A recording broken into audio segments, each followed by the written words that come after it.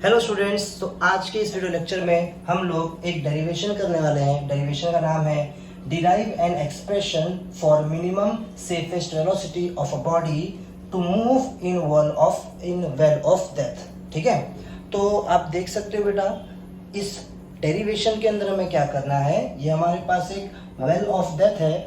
इसमें यहाँ पर हमारा एक ऑब्जेक्ट है जो कि यहाँ पर हॉरिजॉन्टल सर्कुलर मोशन कर रहा है। क्या कर रहा है?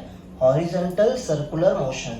और ये उस हॉरिजॉन्टल सर्कुलर मोशन का सेंटर है। ठीक है, अब ये ऑब्जेक्ट जो है इसके पास कम से कम कितनी सेफेस्ट वेलोसिटी होनी चाहिए जिससे ये हॉरिजॉन्टल सर्कुलर मोशन कंप्लीट करे, ये हम लोगों को इस डेरिवेशन में क्या करना है, डिराइव करना है। उसका फॉर्मूला हमें इस डेरिवेशन में क्या करना है, डिराइव करना है। ठीक है, तो आइए देखते हैं इसे हम कैसे डिराइव करेंगे।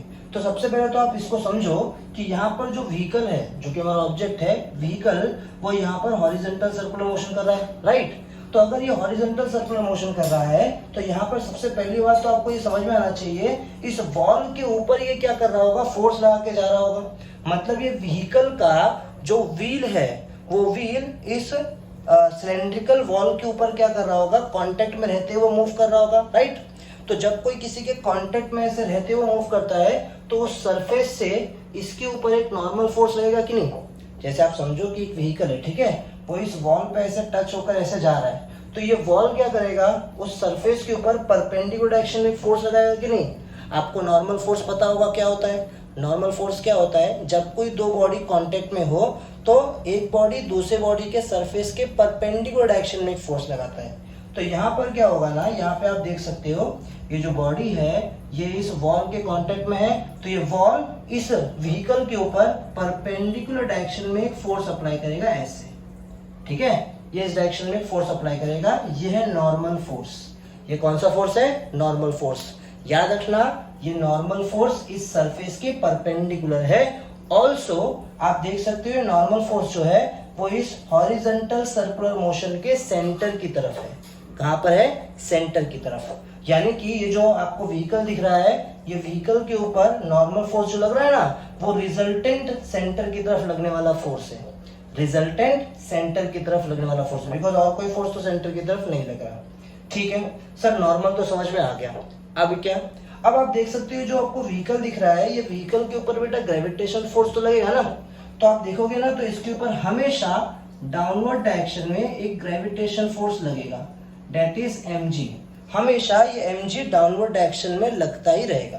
ये जो आपको यहाँ पर mg दिख रहा है, ये हमेशा डाउनवर्ड डायरेक्शन में इसके ऊपर लग रहा होगा। अब लेकिन फिर भी अपना व्हीकल जो है वो हॉरिजॉन्टल सर्कुलर मोशन कर रहा है, वो डाउनवर्ड डायरेक्शन में नीचे गिर रहा है क्या? नहीं गिर रहा है। इसका मतलब क्या हुआ? इसका मतलब ये हुआ कि कोई तो फोर्स है यहाँ पर जो इस वेट को बैलेंस कर ले रहा है, यानी कि वेट को अपोज करके इक्वल कर लेना, मतलब वेट को बैलेंस कर ले रहा है, नीचे गिरने नहीं दे रहा है व्हीकल को।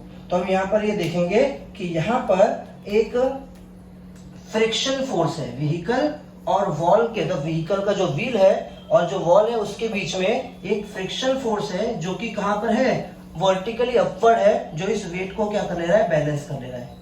सर मेरा एक डाउट है, ये जो आपको बोल रहे हो फ्रिक्शन फोर्स जो है ये वर्टिकली अपवर्ड क्यों है, ये नीचे क्यों है? तो बेटा याद करो फ्रिक्शन फोर्स क्या होता था। फ्रिक्शन फोर्स हमेशा क्या करता है, रिलेटिव मोशन को अपोज करता है। तो यहाँ पर ये जो आपका व्हीकल है ये डाउनवर्ड डायरेक्शन में गिरेगा, तो बोलो मुझे कि क्या बोलते हैं, रिलेटिव फोर्स, रिलेटिव जो मोशन है वो किधर होगा, डाउनवर्ड डायरेक्शन में। तो अगर रिलेटिव मोशन डाउनवर्ड डायरेक्शन में है तो फ्रिक्शन क्या करेगा, उसको अपोज करेगा, उसके अपोजिट डायरेक्शन में फोर्स लगा के। तो अगर डाउनवर्ड डायरेक्शन में रिलेटिव मोशन है तो अपवर्ड डायरेक्शन में अपोज करने के लिए फोर्स लगेगा ना फ्रिक्शन का, इसके लिए फ्रिक्शन फोर्स अपवर्ड डायरेक्शन में है। बोलो क्लियर है, समझ में आ गया। तो याद रखना ये जो आपका फ्रिक्शन फोर्स है ये mg को क्या कर रहा है, बैलेंस कर रहा है यहाँ पे। क्लियर।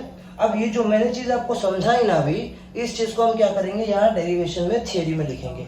तो मैंने क्या लिखा है, let force acting on vehicle R. Let इस व्हीकल के ऊपर जो फोर्सेस एक्ट कर रहे हैं, ये जो आपको यहाँ पर व्हीकल दिख रहा है, इस व्हीकल के ऊपर जो फोर्सेस एक्ट कर रहे हैं वो कौन कौन से हैं।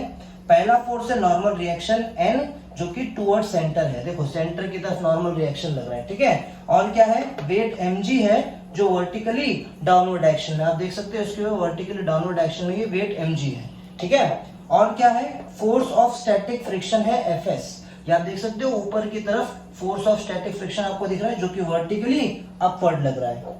बोलो क्लियर यहाँ तक। अब आगे सुनो।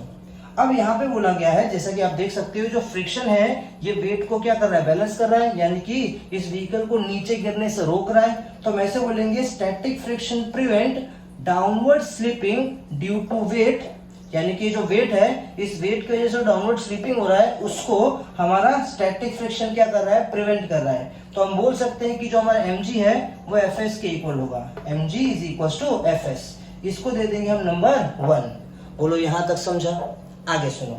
अब हम बोलेंगे नॉर्मल रिएक्शन। ये जो आपको नॉर्मल रिएक्शन दिख रहा है ये किसी भी सर्कुलर मोशन पे जो सेंटर की तरफ लगने वाला रिजल्टेंट फोर्स है उसके इक्वल है कि नहीं। अब ये व्हीकल ऐसे यहाँ पे हॉरिजॉन्टल सर्कुलर मोशन कर रहा है तो सेंटर की तरफ जो नेट फोर्स लगता है उसी को हम लोग क्या बोलते हैं, सेंट्रीपिटल फोर्स बोलते हैं। और यहाँ पे सेंटर की तरफ नेट फोर्स कौन है, सिर्फ एक नॉर्मल फोर्स ही तो है जो सेंटर की तरफ लग रहा है। याद रखना जब भी कोई व्हीकल सर्कुलर मोशन करता है ना तो सेंटर की तरफ जो रिजल्टेंट फोर्स होता है उसको हम लोग क्या बोलते हैं, सेंट्रीपिटल फोर्स बोलते हैं। तो यहाँ पर सेंटर की तरफ कौन है, रिजल्टेंट फोर्स नॉर्मल, तो इस नॉर्मल को हम क्या बोलेंगे, सेंट्रीपिटल फोर्स बोलेंगे। इसीलिए ये नॉर्मल किसके इक्वल होगा, centripetal force mv² upon r के इक्वल होगा। बोलो यहाँ तक समझ में आया। इसको हम लोग देते हैं नंबर 2। ठीक है, तो अभी हम लोग आगे देखेंगे कि अगर इस पार्टिकल को यानी कि इस व्हीकल को यहाँ पर हॉरिजॉन्टल सर्कुलर मोशन करना है ना तो इसके लिए जो Fs की वैल्यू है यानी कि फोर्स ऑफ स्टैटिक फ्रिक्शन, ये जो Fs की वैल्यू है ये अपने मैक्सिमम के इक्वल या उससे कम ही रहना चाहिए। ठीक है, बहुत ज्यादा नहीं होना चाहिए क्योंकि ये इसकी वैल्यू होती है। तो इसके लिए हम ऐसा बोलेंगे for continue horizontal circular motion ये जो Fs है ये इक्वल या लेस रहना चाहिए अपने मैक्सिमम वैल्यू μsn से। μsn क्या होता है, ये क्या बोलते हैं, स्टैटिक फ्रिक्शन जो है ना इसका मैक्सिमम वैल्यू होता है। ठीक है, तो अपने मैक्सिमम वैल्यू से ये क्या होना चाहिए, लेस होना चाहिए या इक्वल हो सकता है इसके। Fs इससे ज्यादा नहीं होना चाहिए। तो हम ऐसा लिखेंगे इसको मैथमेटिकली कि Fs जो है वो लेस और इक्वल है किसके, μsn के। अब यहाँ पे हम क्या बोल सकते हैं, अब हम यहाँ पे Fs की जगह पे क्या बोलेंगे, mg बोलेंगे। जैसा कि हमको पता है कि ये Fs क्या है, mg के इक्वल है। ऑल्सो यहाँ पर आप देख सकते हो जो μsn है, ये जो n है नॉर्मल रिएक्शन, ये आपका किसके इक्वल था, ये था आपके mv² अपॉन r के इक्वल था। किसके इक्वल था, mv² अपॉन r। ये आपने कहां से लिखा, फ्रॉम फर्स्ट एंड सेकेंड। कहां से आपने लिखा, फ्रॉम फर्स्ट एंड सेकेंड। अब आप क्या करोगे, अब आप यहाँ पे देख सकते हो, आप यहाँ पे m से m क्या कर दोगे, कैंसिल कर दोगे। तो मैं यहाँ से m से m क्या कर देता हूँ, कैंसिल कर देता हूँ। और कुछ कैंसिल हो रहा है, नहीं। तो जो बच गया उसको लिख देता हूँ यहाँ पे। तो यहाँ पर g बचा जो कि लेस और इक्वल्स टू किसके, μsv² अपॉन r के। अपने को क्या चाहिए, अपने को वेलोसिटी चाहिए, तो इसको अकेले कर दे, बाकी सबको दूसरे साइड भेज देते हैं। तो यहाँ पे ये बन जाएगा आपका rg, ये μs को नीचे लेके आते हैं, μs लेस और इक्वल्स टू v² के। अब इसी चीज को हम ऐसा है ना तो उसको सीधा करके लिख देते हैं ऐसे कि v² जो है वो ग्रेटर और इक्वल है किसके, rg अपॉन μs के। किसके, rg अपॉन μs के। अब यहाँ पे taking square root on both side कर दिया तो क्या बन जाएगा, ये v इज ग्रेटर और equals to under root of rg upon μs के। ठीक है, तो आपका जो वेलोसिटी है वो मैक्सिमम कितना रह सकता है, इससे ज्यादा रहेगा और इक्वल इसके रह सकता है। तो हम लोग को क्या चाहिए, हम लोग को यहाँ पर मिनिमम सेफेस्ट स्पीड चाहिए ना, मिनिमम सेफेस्ट वेलोसिटी चाहिए। तो हम इसको इक्वल कर देंगे, कम से कम इसके इक्वल रहेगा या इससे हमेशा क्या रहेगा, ज्यादा रहना चाहिए वेलोसिटी। मतलब अगर कोई व्हीकल को इसके ऊपर आपको सर्कुलर मोशन करवाना है तो आपको कम से कम इतनी वेलोसिटी रखनी पड़ेगी या इससे ज्यादा ही रखनी पड़ेगी। तो मुझे तो कम से कम यानी कि मिनिमम चाहिए, तो मैं बोलूंगा एटलीस्ट इसके इक्वल तो होना ही चाहिए ना स्पीड आपका। देयरफॉर मैं बोलूंगा the minimum safest speed is v minimum is equals to under root of rg upon μs। v minimum is equals to under root of rg upon μs। ये है आपका मिनिमम वेलोसिटी का formula. तो I hope आपको ये derivation समझ में आ गया होगा। एग्जाम में आपको जब डेरिवेशन आएगा तो आप डिट्टो ऐसे ही लिखो, आपको फुल मार्क्स मिलेंगे। ठीक है, तो मिलते हैं आपसे अगले वीडियो में, तब तक के लिए बाय बाय।